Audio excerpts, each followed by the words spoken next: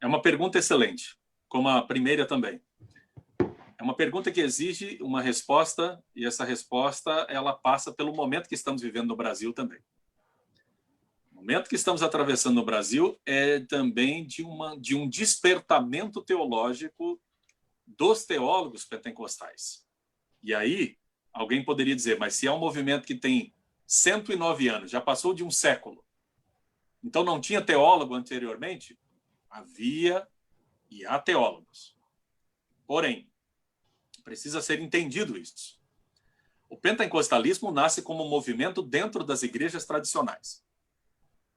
Fundadores do pentecostalismo no Brasil, Luigi Francescon, que é fundador também, de certa forma, na Argentina. Luigi Francescon, descendente de italiano, pertencia, se não me engano, a uma igreja presbiteriana nos Estados Unidos. Ele passou pela renovação, se tornou pentecostal, mas a teologia é a teologia reformada, calvinista. E ele deu origem no Brasil à Igreja Congregação Cristã no Brasil. É uma igreja pentecostal que tem bastante semelhança com igrejas calvinistas. As Assembleias de Deus foram fundadas por Daniel Berg e Gunnar Wingren, que eram missionários, que eram cidadãos suecos que viviam nos Estados Unidos e congregavam em igrejas batistas. Então, esses irmãos, esses missionários, eles não tinham uma teologia pentecostal, eles tinham uma teologia batista e passaram pela renovação pentecostal. Tinha uma teologia presbiteriana, passou pela renovação pentecostal. Então, eles não fizeram teologia pentecostal. Eles eram pentecostais que pregavam o evangelho integral dentro do quadrilátero. Jesus Cristo salva, Jesus Cristo cura, Jesus Cristo batiza no Espírito Santo e é o rei que breve voltará. Mas faltava análise em outras áreas doutrinárias do pentecostalismo, e isso não foi feito no Brasil, até 7, 8 anos atrás, quando começou, então, um despertamento dentro da área teológica. Nós temos publicações que diziam acerca dessas transformações que houveram, por exemplo, nos Estados Unidos, mas demorou para acontecer no Brasil. No Brasil demorou para acontecer esse despertamento. No ano de 2013, eu publiquei um artigo em um dos principais periódicos, magazines, pentecostais da Assembleia de Deus, revista Obreiro, só para ministros. O título, Hermenêutica Pentecostal. Porque toda a nossa questão refere-se, do pentecostalismo clássico, refere-se ao batismo no Espírito Santo com a evidência inicial de se falar em outras línguas. Como se provar isso teologicamente, biblicamente? Essa era a questão. Nossos irmãos reformados dizem que nós não temos base bíblica para afirmar isso, porque nós nos baseamos no livro de Atos.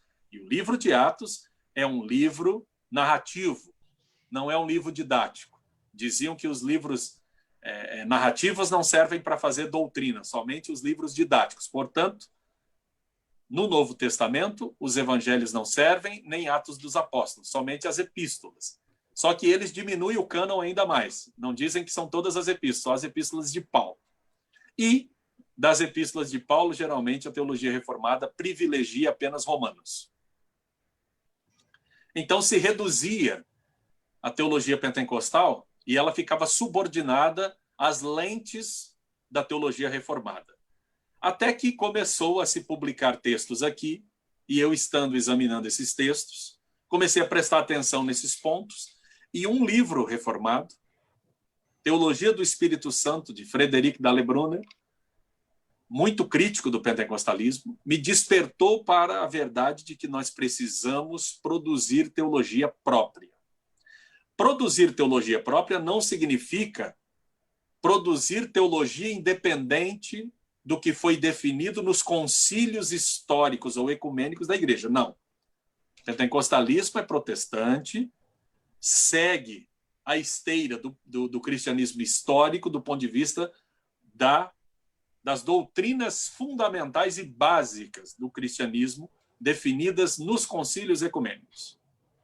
Né? Sobretudo, o credo niceno-constantinopolitano e outros concílios de Calcedônia, que são fundamentais para a definição da cristologia e de doutrinas importantíssimas da fé cristã. Porém, se percebeu que enquanto nós dependíamos da teologia reformada, nós não poderíamos fundamentar direito a nossa principal doutrina, que é a atualidade dos dons do Espírito com a evidência inicial de se falar em outras línguas. Essa é a porta para os dons. Então, o que se fez? Os teólogos pentecostais começaram a descobrir os estudos hermenêuticos e exegéticos que se fizeram nos Estados Unidos, descobrindo que a obra de Lucas, seu Evangelho e o livro de Atos, é uma obra complexa, que não é somente historiográfica no sentido moderno da palavra. Ela é uma obra teológica, ou seja, Lucas ensina teologia através da história. Lucas estabelece um padrão para a igreja, que naquele momento já tem cerca de 30 anos, mostrando como eram os primórdios da igreja. E ele faz isso através do seu primeiro tratado no Evangelho, através do seu primeiro tratado no Evangelho e depois do segundo tratado, endereçado também a Teófilo, que é o livro de Atos dos Apóstolos. E se descobriu, então, que a narrativa, que na verdade é a maior parte material do texto bíblico, é composto de narrativa. E no mundo antigo, antes do período pós-reforma, porque sempre foi valorizada a narrativa como uma maneira de se veicular teologia, de se ensinar teologia. Jesus Cristo contava parábola, não era para entreter seus discípulos, era para ensinar. Então, Jesus Cristo ensinava através de parábolas. As parábolas têm finalidades didáticas, finalidades educativas, pedagógicas. Então, recentemente, depois que li esse livro, em 2012, publiquei o artigo Hermenêutica Pentecostal, onde propunha que nós devêssemos ter uma hermenêutica pentecostal.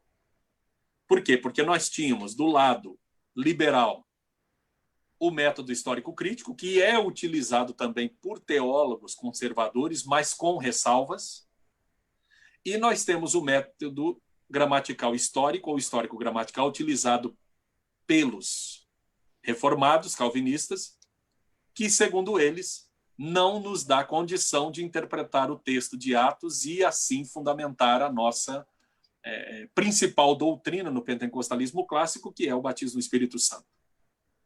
Então, descobri que os teólogos estavam utilizando ferramentas provenientes, principalmente dos métodos da narratologia, né? Ao descobrir aí a necessidade de se desenvolver esses métodos, e que eles serviriam para ser utilizados com cuidado, com atenção e com pressupostos conservadores de que a Bíblia é a palavra de Deus. Esse é o principal pressuposto. E analisando os textos, por exemplo, de um teólogo como Stanley Horton, teólogo norte-americano falecido já há alguns anos, mas faleceu com quase 100 anos, ele dizia que a verdadeira discussão entre liberalismo e conservadorismo está justamente na questão do sobrenatural. Quem não acredita no sobrenatural é liberal. Simples assim. Ou seja, o cessacionista, ele é conservador, mas parece liberal nos termos em que ele chega com a sua teologia. Por quê? Porque não acredita na atualidade dos dons. Não acredita na cura divina. Não acredita na realização de milagres. Então, praticamente chega aos mesmos resultados da teologia liberal, que desconstrói completamente a fé cristã desde a Bíblia até agora. Eles somente não acreditam na atualidade dos dons. Dizem que no tempo da Bíblia aconteceu, ou seja, há um recurso cronológico só para a descrença. A descrença vem do final do Apocalipse para cá, quando o último livro da Bíblia foi produzido, então encerrou-se ou encerraram-se os dons. Bem, então haveria necessidade da gente repensar um método para se fazer teologia, e isso começa pela hermenêutica, que é a reflexão acerca dos métodos. Isso não significa abandonar, jogar fora o método histórico-gramatical, como alguém pode pensar, mas usá-lo com cuidado e também usar outros métodos necessários para se fazer a nossa interpretação. Então, foi justamente o teólogo que não é pentecostal, Howard Marshall, que descobriu, né, essa importância da narrativa lucana, da teologia lucana, que foi seguido aí por teólogos como Kenneth Archer, Roger Stronstadt e outros teólogos que começaram a produzir. Você tem aí um Anthony Palmer, aliás, Anthony de Palma e outros teólogos que começaram a perceber a necessidade de valorizar as narrativas e então produzir teologia pentecostal de verdade. Ou seja, teologia pentecostal não está restrita à pneumatologia, isso é um engano. Teologia pentecostal está em todas as áreas. Por exemplo, nós somos sinergistas. Nós acreditamos que mesmo com um livre-arbítrio limitado, nós temos livre-arbítrio. Deus não é responsável pelos nossos pecados, nós somos responsáveis. Então nós temos livre-arbítrio. Ele não decreta que nós pecamos ou que pequemos. Então o que nós entendemos? Nós entendemos que temos um livre-arbítrio limitado e que temos a opção de agir por nós mesmos de forma autônoma ou agir de forma instruídos pelo Espírito, dirigidos pelo Espírito. Então nós somos sinergistas. Ao passo que a teologia reformada, tradicional, ela é monergista. Não tem a participação humana, tem só a participação divina. Então, desde a teologia, né, a doutrina de Deus, até a escatologia, nós temos que pensá-la dentro do pentecostalismo, nos moldes da experiência pentecostal. Então, eu defendo, sim, uma teologia pentecostal que seja uma teologia que resgate a teologia mística que havia no primeiro século, sempre foi. No segundo século, nós vemos o montanismo, que muita gente fala mal. Mas Tertuliano, por exemplo, que cunhou a expressão trindade, era montanista. Por que Tertuliano fez parte do montanismo? Ele não era um ignorante, ele era um homem inteligente, era um homem que defendia, né, as doutrinas tradicionalmente estavam sendo desenvolvidas ali. Ele não era um herege. Tertuliano era um homem que nós poderíamos hoje colocar de forma anacrônica como conservador. E ele fazia parte do montanismo, né, do movimento fundado por Montano, que era um movimento que valorizava a experiência do Espírito, porque o cristianismo estava se tornando formalístico, ou seja, com um século de existência, todo movimento ele tende a se institucionalizar e se tornar formalístico. É o que está acontecendo com o pentecostalismo na América Latina, particularmente, né? É o que está acontecendo com o pentecostalismo na América Latina, particularmente no Brasil. O Brasil tem se tornado o pentecostalismo está se formalizando, está entrando nesse formalismo. Então, é preciso um resgate. E esse resgate precisa acontecer do ponto de vista teológico, produzindo a nossa teologia própria, uma teologia pentecostal, não só uma teologia produzida por pentecostais, mas uma teologia produzida por pentecostais que seja, de fato, uma teologia pentecostal. É uma das coisas que eu proponho nesse livro, Pentecostalismo e Pós-Modernidade, quando lá experiência se superpõe à lá teologia, lançado por Editorial Patmos.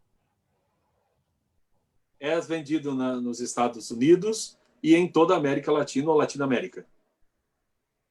Está em espanhol. Amém.